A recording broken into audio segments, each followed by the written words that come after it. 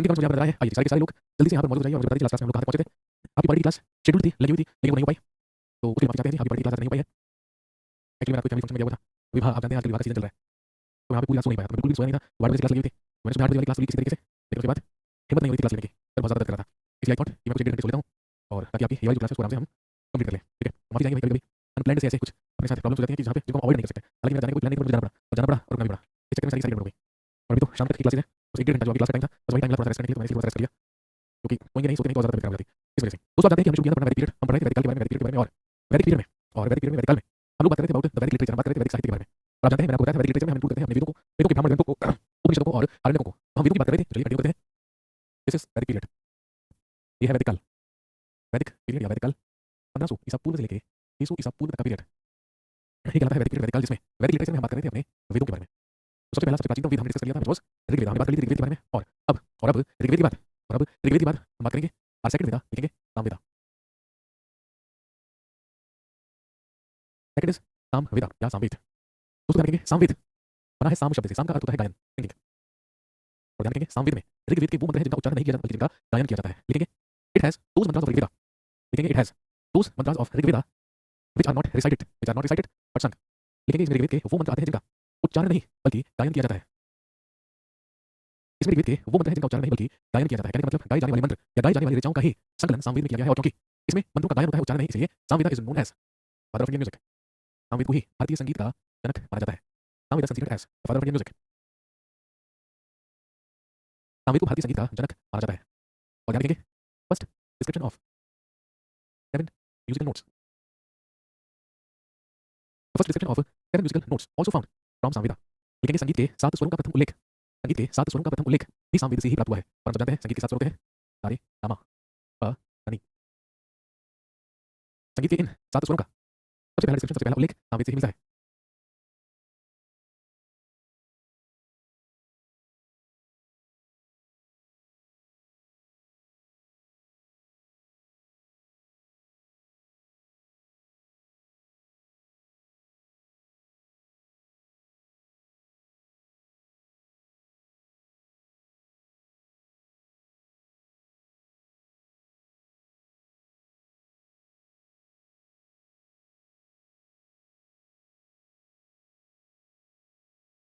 First description of 7 musical notes also found from Samaveda. लिखेंगे it has the mantras related to, it has the mantras related to the worship of Suryadev. लिखेंगे इस वेद में सूर्यदेव की स्तुति से संबंधित मंत्र है, इस वेद में सूर्यदेव की स्तुति से संबंधित मंत्र है। Sir I am trend Indian classical book list, तो ठीक है भाई, मैं चाहता हूँ कि आप कुछ भी अच्छा सा गाकर रिकॉर्ड करके मुझे भेजें, फेसबुक और इंस्टाग्राम से आपको मेरा नंबर मिलेगा, तो आप मुझे व्हाट्सएप कीजिएगा जरूर, मुझे इंतजार रहेगा। मैं जरूर सुनना चाहूँगा आपसे कि आपने विषय कंप्लीट कर लिया अपना। इसके अलावा यदि हम ब्राह्मण टेक्स्ट की बात करें, यदि हम ब्राह्मण ग्रंथ की बात करें, इसका ब्राह्मण ग्रंथ, इसका ब्राह्मण ग्रंथ कहलाता है पंचविश, या जिसे पांड्य ब्राह्मण भी कहा जाता है। इसका ब्राह्मण ग्रंथ, इसका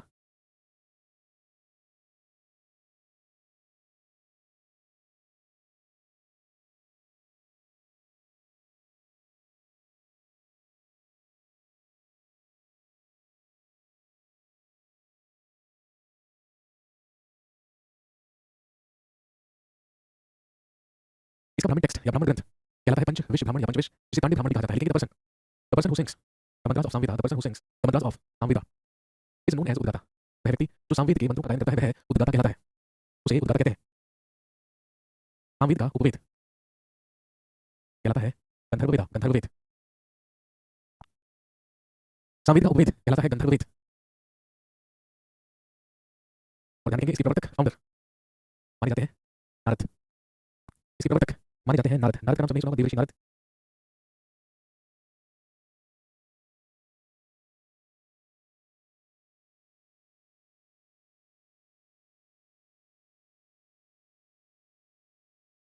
नेक्स्ट अगला लिखिए यजुर्वेदा, अगला लिखेंगे यजुर्वेदा या यजुर्वेद।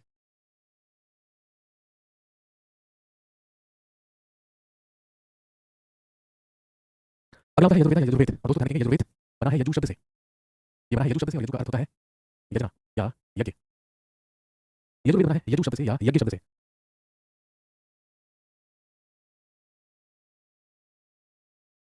लिखेंगे it has the mantras related to, it has the mantras related to the rules of yajnas, it has the mantras related to the rules of yajnas and other religious works. लिखेंगे इस वेद में यज्ञों के नियम, इस वेद में यज्ञों के नियम एवं अन्य धार्मिक क्रियाओं से संबंधित मंत्र है। इस वेद में यज्ञों के नियम एवं अन्य धार्मिक क्रियाकलापों या अन्य धार्मिक क्रियाओं से संबंधित मंत्र है। लिखेंगे this is the only Veda, this is the only Veda which has stanzas and poetry both। यह एकमात्र वेद है जो, यह एकमात्र वेद है जिसमें, इसमें गद्य एवं पद्य दोनों है। यह एकमात्र वेद है जिसमें गद्य एवं पद्य दोनों है।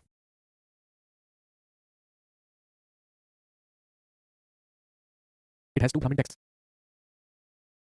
इसके दो ब्राह्मण ग्रंथ हैं जो कहलाते हैं तैत्तिरीय और शतपथ ब्राह्मण। लिखेंगे तैत्तिरीय और Shatapatha Brahmana. The person who recites the mantras of Yajurveda, the person who recites, the person who recites the mantras of Yajurveda is known as, लिखेंगे अर्धव्यू। वह व्यक्ति जो यजुर्वेद के मंत्रों का उच्चारण करता है वह अर्धव्यू कहलाता है। इट्स उपवेदा, यजुर्वेद का उपवेद, यजुर्वेद का उपवेद कहलाता है धनुर्वेद। और इसके प्रवर्तक माने जाते हैं विश्वामित्र, इसके प्रवर्तक माने जाते हैं विश्वामित्र।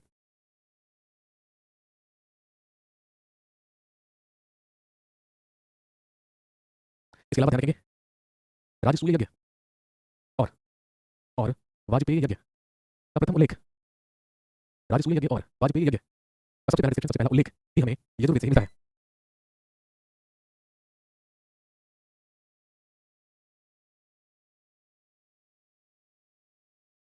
एक मिनट वेट करेंगे बस।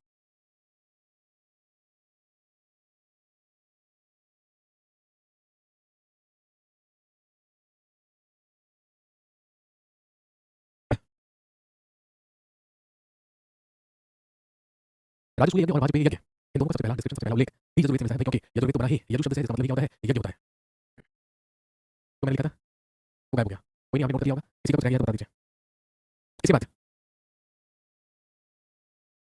उसके बाद लिखिए अथर्ववेदा।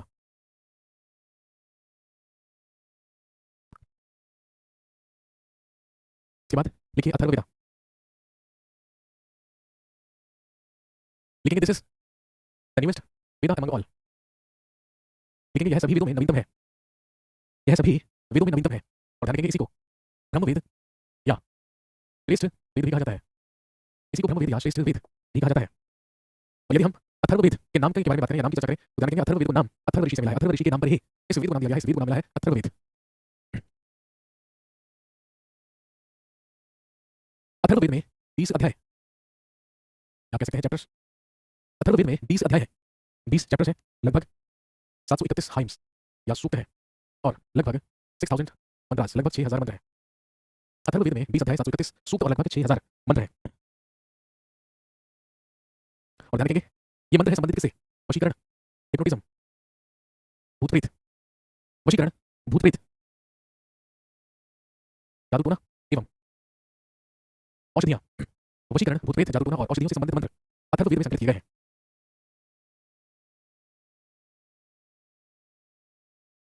लिखेंगे its Brahmana text is known as Gopatha Brahmana. इसका ब्राह्मण ग्रंथ गोपथ ब्राह्मण कहलाता है। The person who recites the mantras of Atharvaveda is known as Brahma.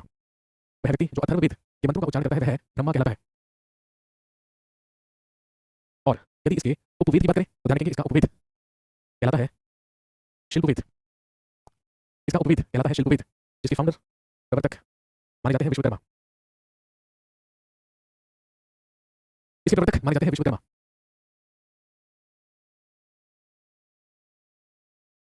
Atharvaveda में ही कुरु का शासक, आगे चलकर हम 16 महाजनपदों के बारे में पढ़ेंगे। जैसे आज हमारे देश में 28 राज्य हैं, तो ईसा के जन्म से 600 साल पहले, आज से लगभग 2500 साल पहले, 2600 साल पहले हमारा देश 16 महाजनपदों में विभाजित था। और उन 16 महाजनपदों या 16 महाजनपदों में एक महाजनपद कुरु भी था, जो आज हरियाणा में कुरुक्षेत्र है। कुरुक्षेत्र पश्चिमी उत्तर प्रदेश और दिल्ली का जो क्षेत्र है उसी को क्या कहा जाता था, कुरु कहा जाता था।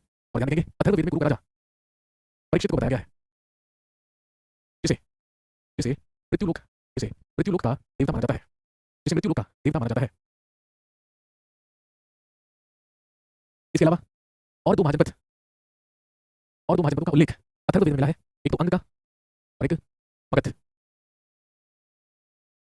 अथर्ववेद में ही अंग और मगध महाजनपद का भी उल्लेख मिला है। अथर्ववेद में ही हमें सभा और समिति का उल्लेख मिलता है। और ध्यान रखेंगे, अथर्ववेद में सभा और समिति तो पुत्रियां बताई गई हैं प्रजापति की। सभा और समिति को प्रजापति की तो पुत्री को बेटियां बताया गया है अथर्ववेद में।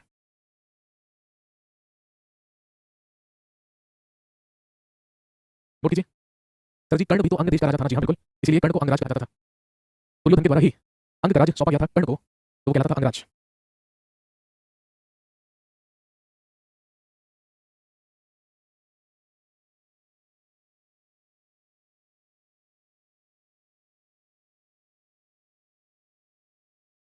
डन। इसके बाद समझेंगे आरण्यकास या आरण्यक। आरण्यकास या आरण्यक जो बने हैं आरण्य शब्द से, और आरण्य का मतलब होता है वन, फॉरेस्ट। बेसिकली आरण्यक किन्हें कहते हैं? मुख्य रूप से ये ब्राह्मण ग्रंथों के ही स्वरूप में पाए जाते हैं। लिखेंगे, these are those Brahmin texts, these are those Brahmin texts which had been compiled in the forests in Vedic period। लिखेंगे, ये वो ब्राह्मण ग्रंथ हैं, ये वो ब्राह्मण ग्रंथ हैं जिनकी रचना वैदिक काल में वनों में की गई है। ये वो ब्राह्मण ग्रंथ हैं जिनकी रचना, ये वो ब्राह्मण ग्रंथ हैं जिनकी रचना वैदिक काल में, जिनकी रचना वैदिक काल में वनों में की गई है। लिखेंगे, at present there are 7 aranyas, at present there are 7 aranyas which are mainly available। लिखेंगे, वर्तमान में मुख्य रूप से 7 आरण्यक उपलब्ध हैं। वर्तमान में मुख्य रूप से 7 आरण्यक उपलब्ध हैं। अगला लिखेंगे, उपनिषद या उपनिषद जो बना है दो शब्दों के मेल से, उप जमा निषद। उप का मतलब होता है समीप या नियर बाय, और निषद का मतलब होता है बैठना, टू सिट, मतलब टू सिट नियर बाय, समीप बैठना। लिखेंगे, Upanishads are those knowledge which was gathered by the disciples। Sir, Maharshi Patanjali भी वैदिक काल के थे क्या? जी नहीं, बिल्कुल भी नहीं। पतंजलि का उल्लेख हम करेंगे पोस्ट मॉडर्न पीरियड में, मौर्य वंश खत्म होने के बाद। मौर्य वंश जैसे ही समाप्त हुआ, मौर्य वंश के बाद भारत के इतिहास का सबसे पहला ब्राह्मण वंश आया, जिसे हम शुंग वंश के नाम से जानते हैं। लगभग ईसा के जन्म से 2 सेंचुरी पहले, आज से लगभग 2200 साल पहले भारत का सबसे पहला ब्राह्मण वंश हुआ शुंग वंश। उस शुंग वंश की स्थापना पुष्यमित्र शुंग के द्वारा की गई थी। इसी पुष्यमित्र शुंग के ही राजपुरोहित हुआ करते थे पतंजलि, जिन्होंने वो 2 अश्वमेध यज्ञ किए थे जो पुष्यमित्र शुंग के द्वारा करवाए गए थे। भारत में योग की शुरुआत पतंजलि की, महाभाष्य की रचना पतंजलि की, और संस्कृत व्याकरण की रचना करने का श्रेय भी हो जाता है पतंजलि को। Upanishads are that knowledge which was gathered by the disciples or students by sitting nearby to the teachers, by sitting nearby to the teachers in Vedic period। लिखेंगे, उपनिषद उस ज्ञान को कहा जाता है, उपनिषद उस ज्ञान को कहा जाता है जो शिष्य वैदिक काल में अपने गुरु के समीप बैठकर लिया करते थे, जो शिष्य वैदिक काल में अपने गुरु के समीप बैठकर लिया करते थे।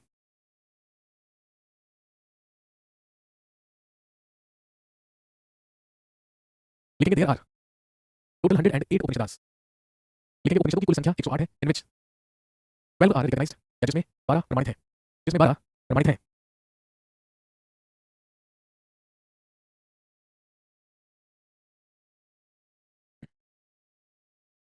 आपको याद रखना है, एक मुंडकोपनिषद।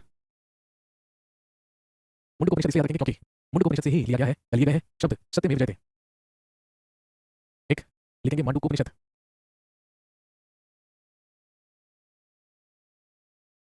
एक याद रखेंगे, काठोपनिषद। ये वो कुछ उपनिषद हैं जो प्रमुख है, ज्यादातर मतलब क्लास नोट्स को उस टाइम उपनिषद कहते थे, आप कह सकते हैं ऐसा। भाई देखिए, वैदिक काल में नोट्स तो नहीं बनाए जाते थे क्योंकि कोई भी चीज लिखित नहीं थी, सिर्फ मौखिक रूप से रिसाइट किया जाता था। फॉर एग्जांपल, अब आपको सोचिए कि आपके रजिस्टर साइड में रह जाए, आप केवल और केवल मेरी वीडियो को रोज उठते ही एक बार देखें, तो जब आप एक ही टॉपिक की वीडियो को कई बार उठकर सुबह देखेंगे तो आपको सारी की सारी जबान याद हो जाएगी, सारी कंठस्थ हो जाएगी। यही तरीका हुआ करता था वैदिक काल में स्टडीज का। उपनिषद कहते थे वो नॉलेज जो शिष्य गुरु के समीप बैठ लिया करते थे। तो दोस्तों, वैदिक लिटरेचर में यही है जहां से हमें वैदिक काल के बारे में जानकारी मिलती है। क्वेश्चंस मेनली यही से बनते हैं। वैसे तो ओवरऑल यदि हम बात करें तो एंशिएंट पीरियड से क्वेश्चंस बनने की पॉसिबिलिटी बहुत कम होती है, लेकिन अभी तक जिन जिन जगहों से ज्यादा सवाल पूछे गए हैं उसके आधार पर हमने जो सबसे इंपॉर्टेंट चीजें निकाली है वो यही है। चलिए, आज के लिए इतना ही रखेंगे, अगली क्लास में जब मिलेंगे तो बात करेंगे 16 महाजनपदों के बारे में, और 16 महाजनपदों के बाद हम बात करेंगे 600 ईसा पूर्व के होने वाले धार्मिक आंदोलन के बारे में, रिलीजियस मूवमेंट के बारे में, जिसमें हम 2 धर्मों के बारे में बात करते हैं, बुद्धिज्म और जैनिज्म। आज के लिए इतना ही, थैंक यू वेरी मच, शुक्रिया।